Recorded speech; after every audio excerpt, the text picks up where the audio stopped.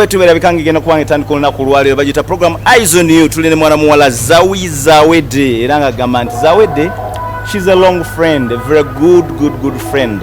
I like her for one thing. She's kind of social, open-hearted.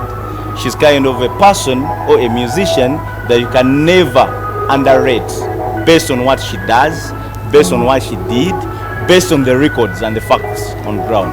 Zawedde nsanyusa okulaba. Kale sebo. Uli bulungi? Ndi bulungi sebo. Soko mbuzeeko.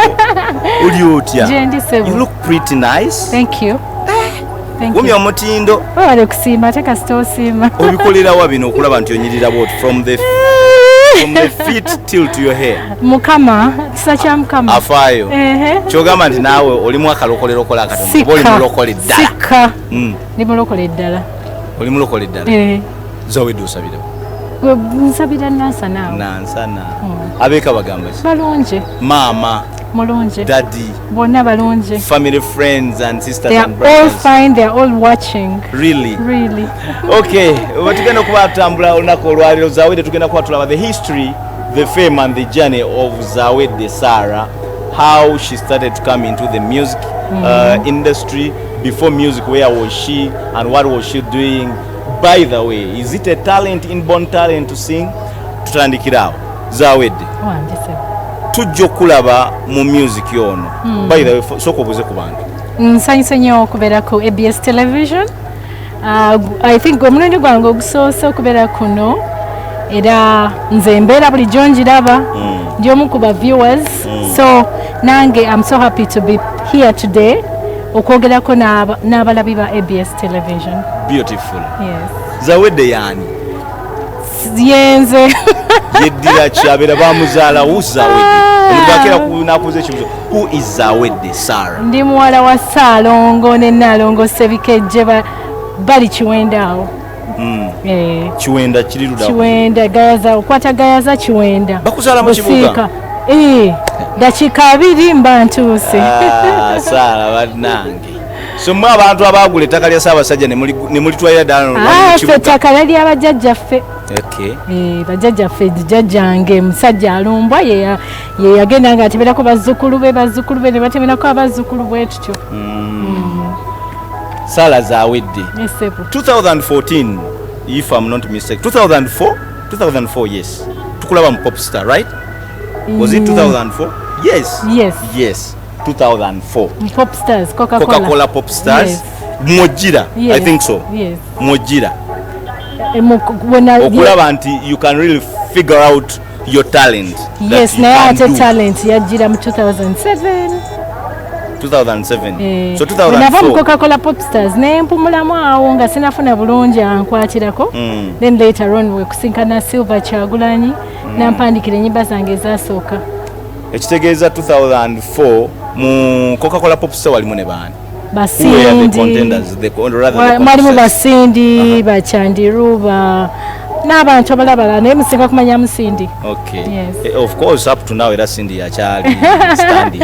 Chandiru probably I think yalwalamu and she's I think in rehabilitation yakyagezako komawo. But besides Cindy, yes, she's still standing. Yes. Yourself, you're still standing. Thank you. But 2004 bwomala okulaba nti you can. I think or were discovering your potentials. I discovered my potentials from school way back. Primary. Wow, wasomira. Kitante primary nga nze nkulembera. Wasoma ne Bobby Wine. Bobby Wine ataye twasoma naye Makerere University. Are you a graduate? Yes, I am. Look in the camera and tell us. Are you a graduate? I am a graduate of Makerere University. MDD? Rakunda Birano. No, nafuna degree. In what? I got Bachelor of Music at the university.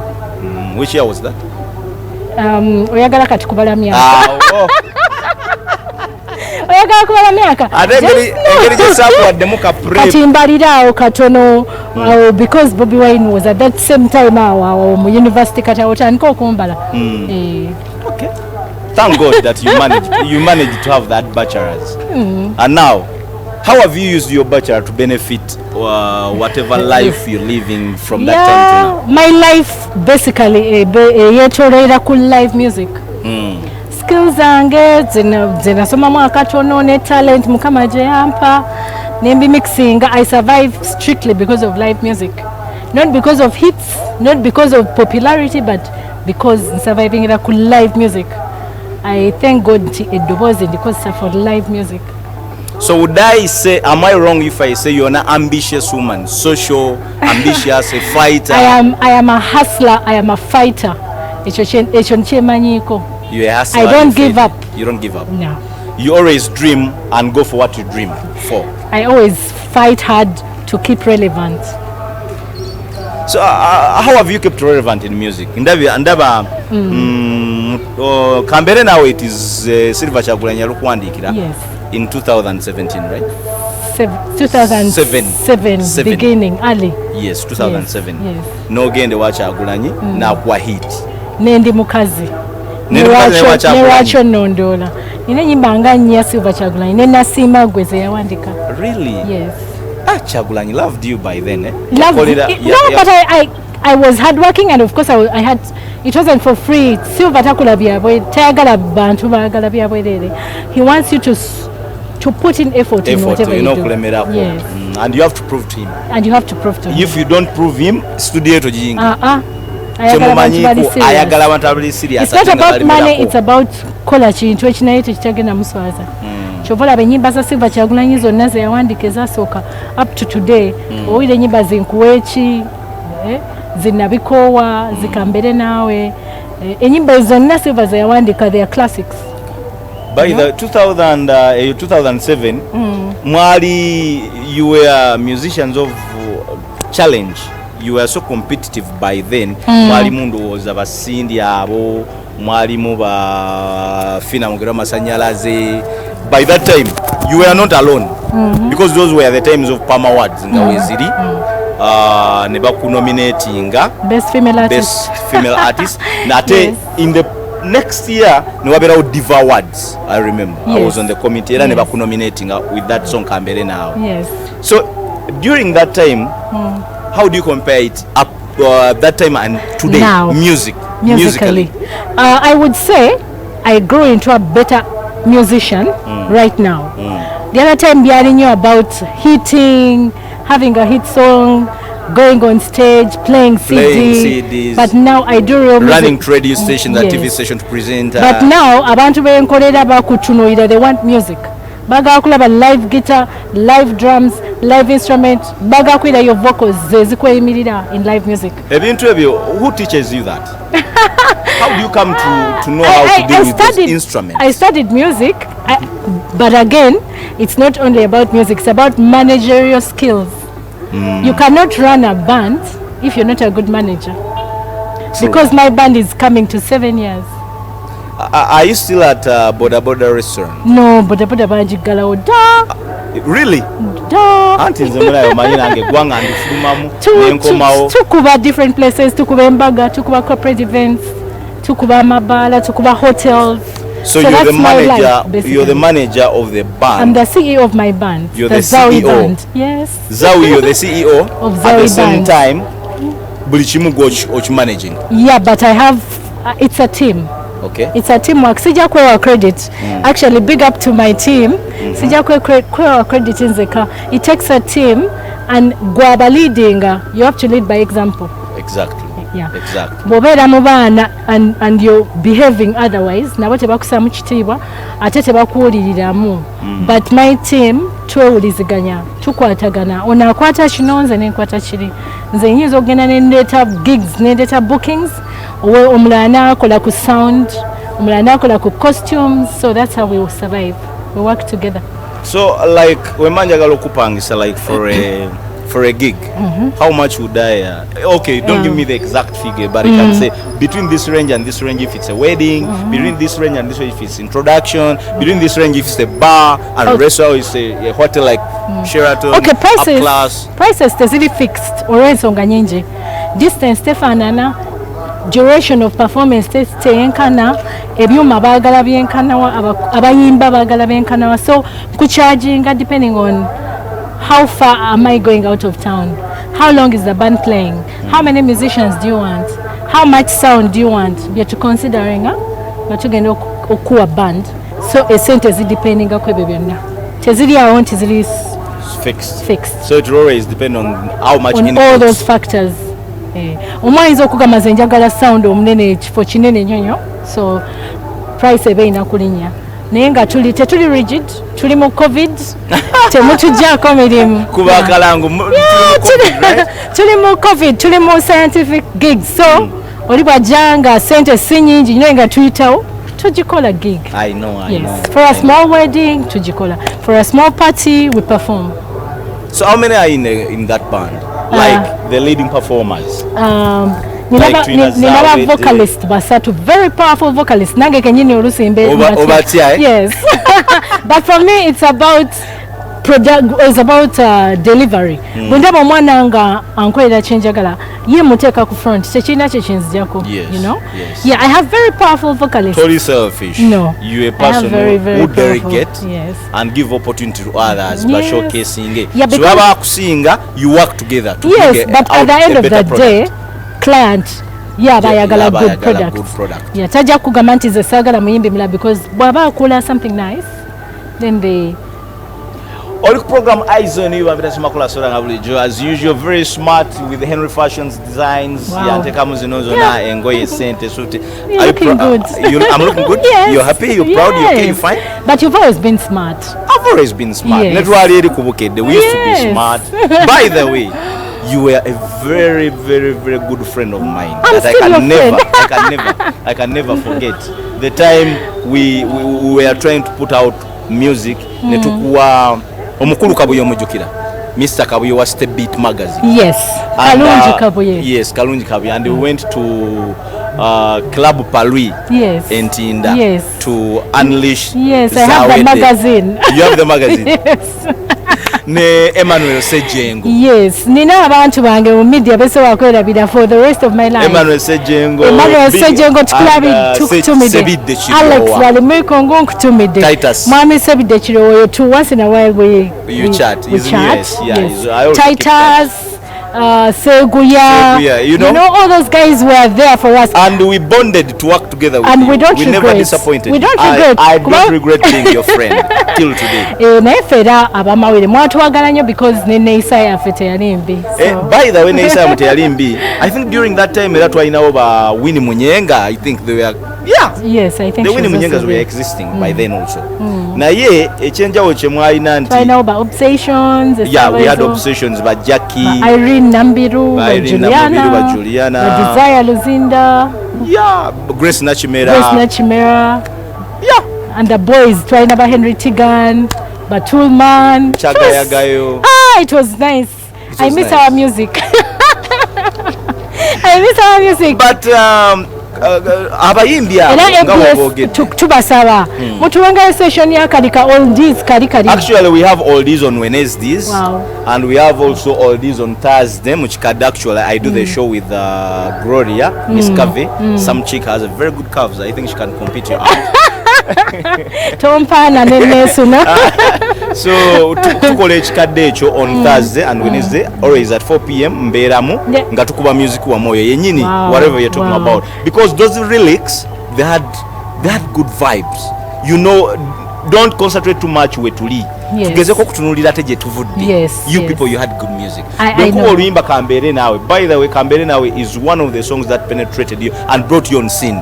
Togenda kuddayo, and I bet on TV on screen togenda kuddamu kuba luyimba olweruti ate ngo ondaguddeko ebibi si bibi omanyirwa kubanga njagala onkakase, because I want you to stand firm in front of the camera bagambe ndeeta ate olusingo olwo. Njagala bayigiriza about music. Teach them. Music is not the same. Every song has its own vibe, every song has its own touch, every song has its own beauty and its own message. So I can as well bring another beautiful song. Challenge. I can bring another beautiful song. Challenge. Well, I have beautiful songs like Ndimukazi. Ndimukazi and sing Kambere Nawe. First give me a couple of Ndimukazi. You know why you like that song? No. Because you're singing about yourself and the women community. No, actually, that song yali ya mama wange. That time. The beautiful mom. Yes. Yeah, I remember. Yeah, it's for me it's a runsingira no gweroyagala. Chitufu, you're right. So compare my capella. ebizibu by'omukazi bingi emigugu gya maama nga mingi nze ndi mukazi mmanyi nsirikidde bingi. You still have the beautiful voice. Mbale manye COVID yakututte. Mukama atukuma. Corona mbale manye eddoboozi yalitutte. Tell me about COVID-19 challenges. Abayimbi, I want to put this to you, the musicians, not you specifically, but the musicians. Lwaki aba musicians balemeddwa coping up n'embeera eno, bali mu kufiira mu mayumba. They don't want to dig, they don't want to farm, they don't want to do any extra job to earn them something to survive. Why? Nkibateekako muyina amampaati mangi, muyina amafandali mangi. Lwaki? Some of them, nina n'omuyimbi yankubirako esimu lumu n'agamba nti eraako mobile money emitwalo 2. He's my good friend. I can't say him on camera, but I mean we are talking to save the entire Ugandan music community. Lwaki abayimbi tebaagala kukola, doing an extra job? Tell me the story, tusharingemu. Okay, tetuki generalizing. Si buli muyimbi naye mulimu section y'abayimbi abawulira bo, they are celebrities. Bona omugambo genda oba tekewo omudaala gwenyanya oba genda alimeyo awantu ajja gamba nze bandaba batya, you know, naye kigenze eno ebadde lesson. It's still a lesson.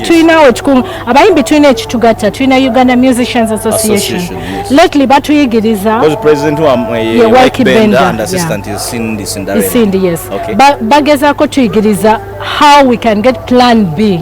Twejjemu kiri kye tubadde twetaddemu kubanga at the end of that day oba celebrity tebugenda kuyamba ng'osiiwuukidde mu nyumba nga toyina mmere bakugoba mu nyumba. Definitely, and this is the biggest problem. Yes. Most of you murentinga amayumba agali beyond your earnings. I'm sorry to say, beyond your earnings, to the extent that even the areas you want to go to, they are beyond your standard of actually they move with your standard of living, but the expenditure is beyond what you earn. Yes. For example, abayimbi tebagala kuva Makindye. I take always a walk, and you're not in Makindye. Makindye, I think, is a fair place. Where do you want them to be? Are you in Makindye? I've never lived in Makindye. You see, why are you not in Makindye? I say, yes, probably. Abalabali Makindye, Gotoli Makindye, Rwach. Because two different tastes and preferences. Exactly. So, it's a fair place to live in, but someone living in a decent house, waliwo abantu ababeera Makindye naye nga n'amabaati mu nnyumba ze basula gonna gasiiwuuse, I believe n'okutonya nga gatonya, but abayimbi nga balemeddeyo. I've seen producers, I've visited them ku mayumba nga gonna majama, only the gate they enter, but when you enter inside it's a different story. Okay, maybe kyenyiza okwogerako ti abayimbi tulina okuyiga okweplaningira ahead. Plan ahead. Yes. Then of course tuleme kulemera nti omuzindalo bwe batogukutte ogenda bamulema mu nyumba. You're not going to sit the rest of your life olwokuba music bambaninga. We have to learn, fellow musicians, I think it's high time we learn to have plan B. How can kubanga abantu bano batusanga basoda batusanga bwe batusanga we in a bad state batusunga. Exactly. Plan B nyingi. Atasifefeka abantu, your role models to the many public. People, yes. And very many people look up to you. Nendoza gwoba oganya okwesetinga okwetereza ng'obuze nga nawe tonneezuula abakulabirako bagenda kikola batya. Tugenda kuddayo ku kyenda kugambye. Managing your life is a skill. You don't need to go to school to manage. Managing your life is a skill which many artists don't have. Chovola babasinga either banywedde enjaga basudde eri, they become desperate because they fail to manage their lives. Some of them had the money. Ensinga nezaffe, they had the money. That's true. Yes, but they fail to manage their lives. Kati it's high time abayimbi baddeyo batule ku meza. They think about their lives deeply. Tomorrow, what will I be tomorrow? What does tomorrow have for me? In case music wambanize for a year, not for more than 1 year. Yes, how do I survive? Yes. You're here on TV. Simayo beri omimbi aja nakwegayira nagamba mpaka limu. batya n'okusaba emirimu batya n'okufuluma ebweru okugenda okusalira ekitooke. I know some of them are watching because nakibagamba recently nabagamba nti bwe kiba kyetagisa kukola mudaala kale gwe togutundako neefuna omwana mupangise akutundira ekigali ky'ennyaanya. Madina bibuuza ali wali e Rubaga ye akola ku mudaala gwe I'm very proud of him. Obutungulu ogwa kasooli biringanya all these sort of things. Naye kiraba nti yetuusaako era namubuuza how do you handle yourself, you a celebrity, and she said I sit there myself. Ogenze wala papa message aina papa sport. He serves food. Haruna Mubiru aina restaurant serving a meal. Yes. So if message Semakula can serve people ate nze Zawedde nagendayo ku papa nensanga nga mukyala we Sara atudde wali agamba abaana mwanguye order eneri omwami agamba tereza table atwale ebintu. They are working together as a team. I think it's high time abayimbe tukakkane mubadde mulina amampaati mangi era abamu sibawolereza naye ate si bonna. Of course si bonna. Now like some of them are doing very well bataddewo bufarm naye be batono abakola obulungi batono. Some are there but they are the fewest. I count them on fingers. They are working. I count them on fingers. The biggest number is so disappointed to the extent that abamu bavuddemu issues zolaba eza chiwayogedde kechenjaga eza Butcherman attacking Rocky Giant. Story kale sigimanyi bulungi. Togimanyi bulungi. As in simanyi gye yatandikidde. It's something very simple. Ibya musanze busana mugamba lwaki onjogerako and he started slapping the guy. Yeah, of course. With a gang of very many other people abalenzi banji bonna olabira ddala mu katambi omwana bamutuziza wansi. Personally, how would you personally your story yankabya amaziga because Rocky Giant wa mulembe gwaffe. Rocky Giant wa mulembe gwaffe. So I was hurt. Very hard. That was very bad. Okulabanga musician munaffe bamuyisanga embwa. I was truly hurt. Really hurt. Actually it hurts a lot. And besides hurting, omuntu ayakikoze musajja ali senior, omusajja gwe bagamba nti bamwana wa presidential advisor. How would you not respect your age? You will not respect your position. You will not respect your fellow artist. Empisa mwazireka w'abayimbi. Anti kakati nze bwe najja ne mbabuulirira abamu bajja kulabanga nzaani ababuulirira. But I keep telling artists obwetoowaza ekintu kikulu nnyo. Some of us are surviving because twetoowaza. Obwetoowaze bukuyisaawo. Empisa obwetoowaze obugumikiriza okutya Katonda. Then mama wange yaŋŋamba oluusi situation ezimu weefuula omusiru otuuke ku kyoyagala. And it's true. You know, si buli kaseera nti olina okuteekamu amawagali, olina okulwanyisa kino nakiri. Calm down, be humble. I keep telling people kuba kati ffe abamu nze sijja kulimba, nze sina hit ziri awo, but my band plays because of personal interactions with the public, with the people. Oli ajagamba gundi alina hit naye ate gundi akolaganika naye. So enkolagana n'abantu erina weetutuusa nayo kintu kikulu nnyo. Which artists should learn. It's not always about kubeera na luyimba lwakabi, kubeera wakabi. Sometimes mmanyi abayimbi abakabi naye nga tebafuna shows because of empisa zaabwe. Then nosanga omuyimbi ng'ali awo bw'ati talina nnyo hit, talina ki naye nga buli ajja atuukira ku ye nabo gye bali. So abayimbi naffe tulina okweddako. We need to calm down and see etukubye ffenna. Ate sekita y'abayimbi ebakubye nnyo. The art and comedy and theatre. You've been hit properly by yes and the regulations by the president buli lwajja okwogera taboogerako simply because SOPs ezina okugobererwa mwesanga abayimbi omunategeka ebivulu it may be hard to prove it out.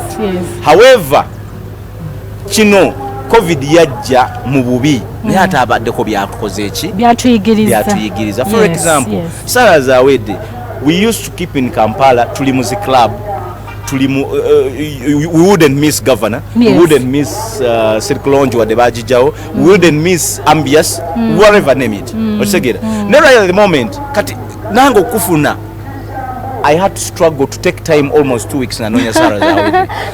You have your busy schedule naye nga ate ne byoliko omuntu yaligambye naye Sarah Zawedde ate gayaza akolayo ki kati abantu bafune ekyokuyiga naddala abayimbi abayita ba celebrity. By the way, not all musicians are celebrities. Not all artists are celebrities. Yes. There are those that don't qualify to. That is true. Empisa zo ze zikufuula omuntu ow'omuwendo oba omuntu omukyala. And a celebrity is someone who is celebrated by people. Si gwo bakaka tibanaye mumpite celeb. Naye when people see the good in you, they celebrate you, which many artists should learn. Let's let people celebrate us for the good things we do. Naye gwe noberanga gwolwana n'abantu, gwoyomba n'abantu, gwoyina amawagali, how do you expect to be celebrated as an artist? Really? Kati gwe gayaza okola kisawa zino. Chiwenda. Tuli mukulima. I like it. Tuli mukulima. Ochogeranga oli very very comfortable. Because it's beautiful. Nze mama wange, she loves the garden. She's a farmer. I know. So kati atusikiriza bwolaba ali ng'otaddewo ekitooke ekyo n'okiraba ng'ogenda kitemako ettooke. I mean, why not? Kati tunaalinda ddi music adde. So oli mu nnimiro kati olunda olima ettooke ng'eryo terikutawanya kufuna. Era ze mu covid sisuzeeko njala. Olima is it for home consumption or for even commercial? Well, about coming to commercial? Very soon maybe. Really? Yes. Really? Naye kati tukyali ku small scale level. Yes, tulya yaffe. Mukola gye munaalya eyammwe. Yes. What about some pottery, some byonna mpola mpola. Tulabe engalo nesala ddala gwolima gwe. Leka nkubwire omukyalo omutuufu olina okubeera nga you balance the equation. Kati omusajja yansanga nnyirira. Kati olwokubanga nze mu kulima nsiiwuuke. Engalo zino zina bwe zifuna akacacacaca n'obeera omusajja ne nkwata ku lususu. You have to be neat and careful. Ate bulijjo abalima tebanyirira. Gwali okugamba nti buli alima alabika bubi. They look good. Eyo sinika yegera. Ate sinika yegera mu nimiro. Bwe ntuuka ogenda mu nimiro. Gumboots. Nenkubako enkofiira yange oluusi n'enviiri ebiwani n'embijjako. I should invite you one day. Really? I'll be very grateful. I should invite you to see me digging. But you know why the viewers mwabali kweyo ku ABS yamwe mbanjagala nnyo kuleeta such inspirational women of God. Nkubanga abantu bano bakola ebintu bye mutabasuubiza. Kyova olaba abayimbi abamu balemeddeeyo nga bo balowooza baakabi nnyo ate bano nga bayitawo. Lwaki? Akugambye emmere yeta mu covid tatawaanye agifunye bulungi nnyo. Naye gwe ate omuyimbi Munakatemba Maria kyogamba otya muli eyo temwagala kufuluma. Abayimbi muli eyo Makindi mwesibidde mu nnyumba. Muli eyo Enyanama temwagala kufuluma. Bano abaana bali eri banoonya bakola bwayagala okulya eggi alyetusaako bwayagala okulya greens I believe you don't go to the market to buy greens. Tena kati mugulenga waliwo omusimba. Can you imagine? Mystic Beauty Unisex Salon gamba jendagane bankolako sponsor and powering this program. Mwebale nnyo kuba ba Mystic muli balungi nnyo mukola ku nviiri ez'omulembe mukola ku bakyala mukola ku bagole mukola ku ba ne bannamwandu tewali buzibu muyinza obakolako nabo bannamwandu basemwandu bonawe bajja okubasala envi nabo badde mu kintu babeera bulungi nnyo. Bw'obeera okukola dreadlocks ez'akabi era genda ku Mystic Beauty Unisex Salon eri wali Wandega behind Standard Bank. Era nga kugamba bugambi nti ayagala okukuta ekigere naawe oba ogenda esimu eziri wansi ku screen wansi WhatsApp osobola obasindikira message ate era osobola okubanga obakubira kasimu no bookinga scientific wedding scientific introduction no worries.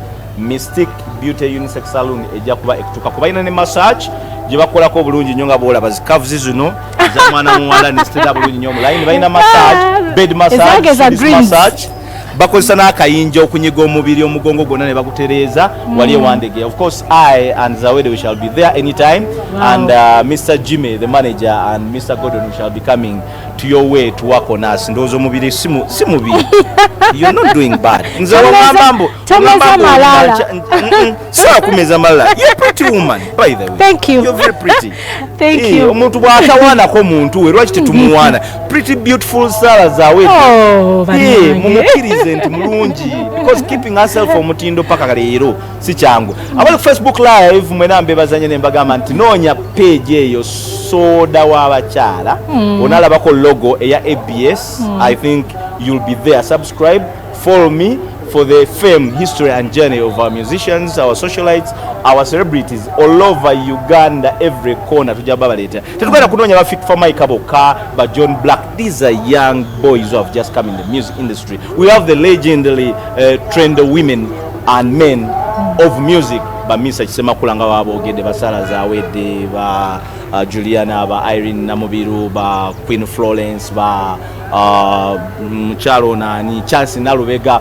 All those are mega that batandika omusingi kyekyo ba Fit for Mike kati mubalaba. Am I right or wrong? You're very right. Nenda watu bagalanyira tuwasamu ekitiibwa. Of course. Our young artists. Them.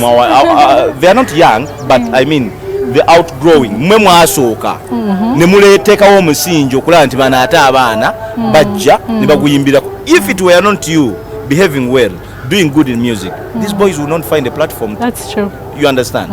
So, Sarah Zawedde, eyo nga tuvuddeyo mukwano gwange.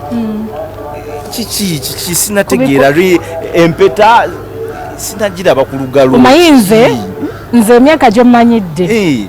Sitera kusumulula byama. You don't publicize your men. I don't talk about my personal life. Njagala mulabe action.